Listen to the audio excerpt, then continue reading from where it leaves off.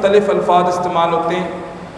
خنثی بھی کہتے ہیں اسے عربی کے اندر، اردو کے اندر ہجڑا، خسرا، اس طرح کے الفاظ استعمال ہوتے ہیں. اگر اس طرح کا کچھ شخص ہے تو اسے لگتا ہے نہیں جی وہ عورت ہے تو وہ اپنے آپ کو عورت لکھوا سکتا ہے، وہ مرد ہے تو اپنے آپ کو مرد لکھوا سکتا ہے. اس سے دیکھیں کتنے برائی کے دروازے کھل رہے ہیں اور کتنے معاملات خرابی کی طرف جا رہے ہیں. یہ جو ٹرانسجنڈر ایکٹ کی ایک شق ہے 7، اس کی ذیلی دفعہ 3 میں یہ بھی کہا گیا کہ 18 سال کی عمر کو پہنچنے پر وراثت میں مرد خواجہ سرا کے لیے مرد کے برابر حصہ ہوگا، عورت خواجہ سرا کے لیے عورت کے برابر حصہ ہوگا، اور جس میں مرد اور عورت یعنی مذکر اور مؤنث دونوں خصوصیات کا کوئی حامل ہوگا یا اس کی جنس بالکل واضح نہیں ہوگی تو اسے مرد اور عورت دونوں کے اوسط کے برابر حصہ ملے گا، اور 18 سال سے کم عمر ہونے کی صورت میں اس کی جنس کا تعین میڈیکل افسر کرے گا. یاد رہے اسلام وراثت میں حقوق دینے کے لیے 18 سال کا انتظار نہیں کرتا ہے. ایک دن کا بچہ یا بچی بھی ہے اسے بھی وراثت میں حقوق ملیں گے، اسے بھی وراثت میں شرعی حق ملے گا. اس لحاظ سے وراثت کے حقوق کے اندر وراثت کے حق کے لحاظ سے بھی بہت سی خرابیاں اور ابہام یہاں پیدا ہو جائیں گے.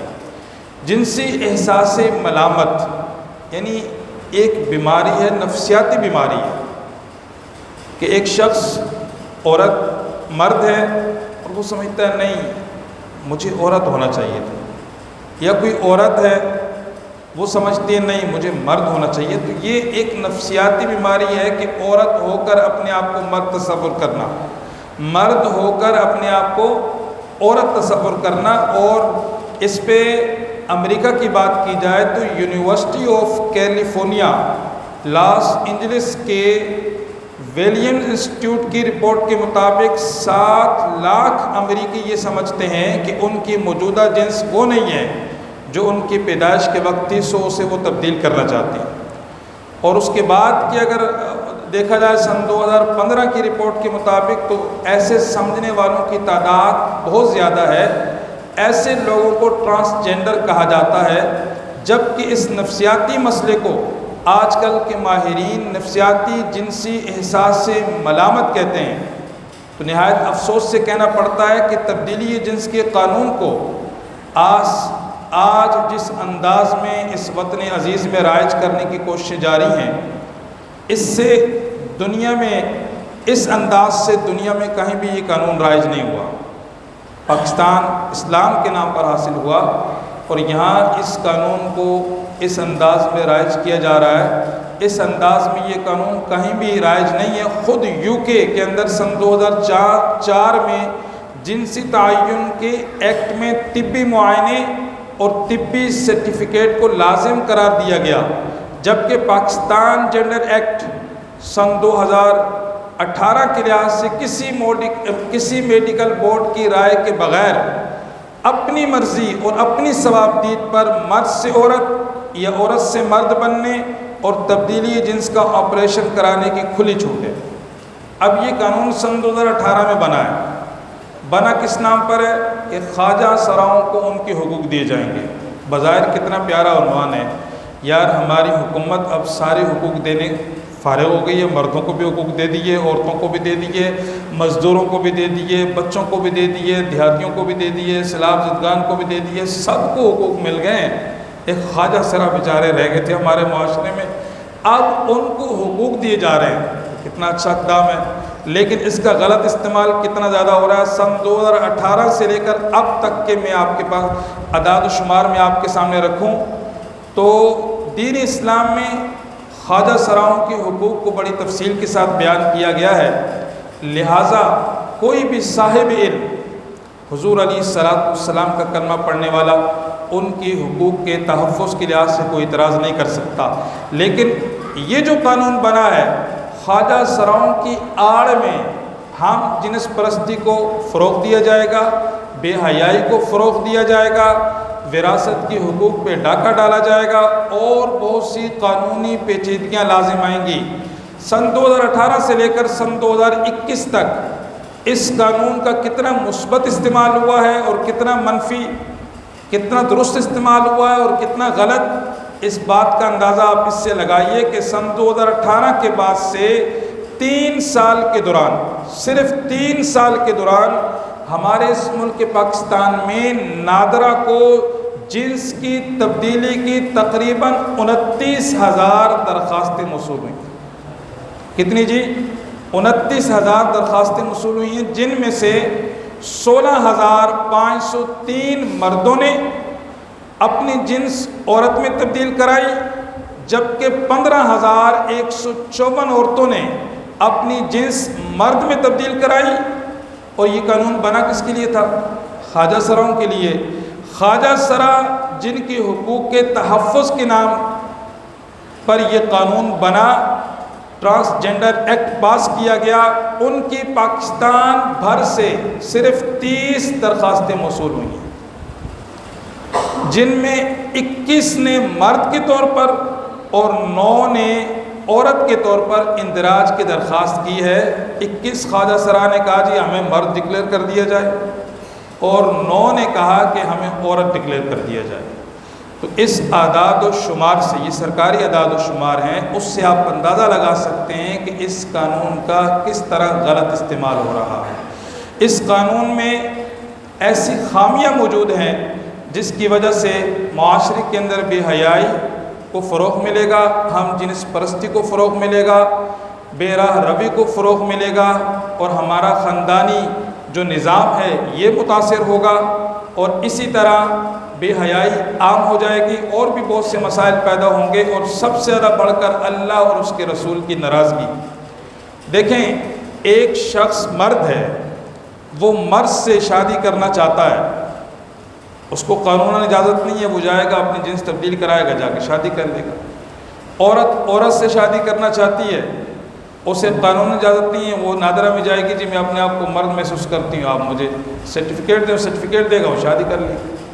تو کیا ہوگا؟ ہم جنس پرستی ہوگی۔ اگر مرد کا مرد سے نکاح ہوتا ہے تو یہ لواطت کا فعل کہلاتا ہے۔ قوم لوط پر جو عذاب آیا تھا اللہ کی طرف سے، وہ آسمان سے پتھر برسے، اتنا سخت یہ فعل ہے، اتنا قبیح یہ فعل ہے۔ اور مرد کو عورت کے ساتھ، عورت کو مرد کے ساتھ تشبیہ دینے سے بھی اسلام منع کرتا ہے کہ اپنے آپ کو عورتیں مردوں سے تشبیہ نہ دیں، مشابہت اختیار نہ کریں، مرد عورتوں کی نہ کریں۔ قرآن کریم میں اللہ فرماتا ہے، پارہ نمبر 8 ہے، سورہ الاعراف کی آیت نمبر 81 ہے، اِنَّكُمْ لَتَأْتُونَ الرِّجَالَ شَهْوَةً مِّن دُونِ النِّسَاءِ بَلْ أَنْتُمْ قَوْمٌ مُسْرِفُونَ۔ تو تم مردوں کے پاس شہوت سے جاتے ہو عورتیں چھوڑ کر، بلکہ تم لوگ حد سے گزر گئے۔ ایک اور مقام پہ فرمایا، وَأَمْطَرْنَا عَلَيْهِمْ مَطَرًا فَانظُرْ كَيْفَ كَانَ عَاقِبَةُ الْمُجْرِمِينَ۔ جو لوگ مردوں کے پاس جاتے تھے عورتوں کو چھوڑ کر، ان سے جنسی تعلق قائم کرتے تھے، قوم لوط کے بارے میں اللہ فرماتا ہے ہم نے ان پر پتھروں کی بارش برسائی، تو دیکھو کیسا انجام ہوا مجرموں کا۔ تو ہمارے حکمران یا ہمارے قانون پاس کرنے والے قرآن پڑھیں، سنت پڑھیں، اسلامی احکامات کو جانتے ہوں تو انہیں خوف خدا ہو۔ کوئی خوف خدا نہیں ہے، اور یہ قانون پاس کیا جا رہا ہے۔ یہ جو بارشیں ہوئی ہیں ہم یہ برداشت نہیں کر سکے، تو آسمان سے پتھروں کی بارش کا انتظار کر رہے ہیں ابھی۔ تو لہٰذا شرعی لحاظ سے اس بل میں بہت سی خامیاں موجود ہیں، اور حضور پنور خاتم النبیین صلی اللہ علیہ وآلہ وسلم نے ارشاد فرمایا تھا، آپ کا فرمان سنن ترمذی کے اندر میں موجود ہے، حضرت سیدنا جابر سے روایت ہے، مصطفیٰ جان رحمت صلی اللہ علیہ وسلم نے فرمایا، ان اخوف ما اخاف علی امتی عمل قوم لوط۔ مجھے اپنی امت کی بربادی کا جس چیز سے زیادہ خوف ہے وہ قوم لوط والا عمل ہے۔ اور آج ہمارے یہاں کے قانون ساز ادارے اسی ڈگر پر چل پڑے ہیں، اور اس میں صرف اگر ہم یہ سوچ کر کہ جناب والا وہ تو انہوں نے بنایا ہے، جو سینٹ میں بیٹھے ہوئے ہیں، جو پارلیمنٹ میں بیٹھے ہوئے ہیں، اس میں ہمارا کیا قصور ہے؟ تو ہر گھر میں جو فرد موجود ہے جو کسی نہ کسی سیاسی پارٹی کو سپورٹ کرتا ہے، ایک بھائی ایک پارٹی میں ہے تو دوسرا بھائی دوسری پارٹی میں ہے، یہ اور اس میں پھر بحیثیت قوم سارے شریک ہوں گے۔ لہٰذا جو قانون ساز ہیں انہیں چاہیے کہ وہ اللہ سے ڈریں، اللہ اور اس کے رسول کے احکامات کے خلاف قانون سازی نہ کریں۔ یہ ہماری آئین کی بھی خلاف ورزی، ہمارا آئین بھی منع کرتا ہے کہ قانون سازی اسلام کے مطابق ہونی چاہیے۔ اور دوسرا، اس بل پہ نظر ثانی کریں، اس میں جتنی بھی شقیں اسلام مخالف ہیں، قرآن و سنت کی تعلیمات سے ٹکراتی ہیں، ہمارا مطالبہ ہے کہ ان کو تبدیل کیا جائے اور اس ملک کے جید علماء پر مشتمل ایک بورڈ بنایا جائے، ان کی مشاورت سے اس قانون کے نکات طے کیے جائیں اور پھر اس کو پاس کیا جائے تاکہ شرعی لحاظ سے اس میں کوئی خامی نہ ہو۔ یہ چند خامیاں میں نے آپ کو گنوائی ہیں، ایسی اور بہت سی خامیاں موجود ہیں۔ وقت ہمارا ایک مخصوص ہوتا ہے، اس پہ زیادہ تفصیل سے بات نہیں ہو سکتی، لیکن آپ کو اس طرف چند باتیں بتانے کا مقصد یہ ہے کہ آپ کو اندازہ ہو جائے کہ کس غلط ڈگر پر ہم چل پڑیں، اور اگر آج اس برائی کو روکنے کے لیے ہم اپنا کردار ادا نہیں کرتے تو جب اللہ کی طرف سے پکڑ آتی ہے تو پھر ایسے متقی اور پرہیزگار بھی اس کی لپیٹ میں جاتے ہیں جو صرف اپنی نماز روزے تک اپنے آپ کو محدود رکھتے ہیں، معاشرے میں کچھ بھی برائی ہو رہی ہو تو وہ اس کو پھیلانے کے لیے، اس کو روکنے کے لیے اپنا کردار ادا نہیں کرتے۔ ایک شخص تھا، ایک علاقے میں بستی میں رہتا تھا، اللہ کا عذاب جب اللہ نے حکم دیا نا فرشتے کو کہ اس بستی کو الٹ کے رکھ دو، تو فرشتے نے عرض کی یا مولا تیرا ایک بندہ ہے جو آنکھ جھپکنے کے بعد برابر بھی اس نے نافرمانی نہیں کی، اس سمیت کہا ہاں اس سمیت کہ اس لیے جب میرے دین کا مذاق اڑایا جا رہا تھا اس کی پیشانی پہ بل بھی نہیں آیا، اس کے چہرے کا رنگ بھی نہیں بدلا۔ اللہ کریم ہمارے حکمرانوں کو ہدایت دے اور قرآن و سنت کے مطابق قانون سازی کرنے کی توفیق عطا فرمائے، اور اللہ کریم ہم سب کو اس متنازع ایکٹ کو تبدیل کروانے میں، اس کے اندر ترمیم کروانے میں، قرآن و سنت کی روشنی کے مطابق بنانے میں اپنا کردار ادا کرنے کی توفیق عطا فرمائے۔ تاجدار ختم نبوت من سب نبیًا، گستاخ رسول کی ایک ہی سزا،